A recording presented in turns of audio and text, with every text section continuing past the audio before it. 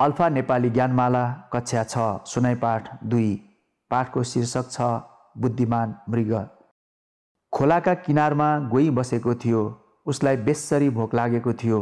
त्यही समयमा एउटा मृग खोलामा पानी खान गयो।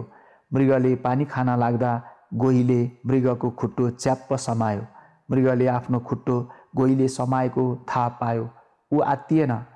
उसले गोहीलाई भन्यो, मूर्ख गोही, तिमीले त एउटा काठ र मृगको खुट्टो पनि चिन्न सक्दा रहेनछौ। गोहीले मृगको कुरो पत्याएन।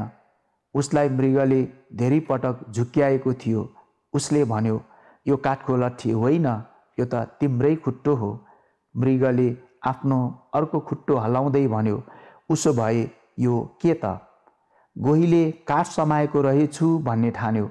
उसले मृगको त्यो छोडेर अर्को खुट्टो समाउन खोज्यो। गोहीले अर्को खुट्टो समाउन नभ्याउँदै मृग भाग्यो। उसले आफ्नो ज्यान बचायो। दुःख आपतमा पर्दा धैर्यपूर्वक काम गरेर मृगले आफ्नो बुद्धिमानी देखायो।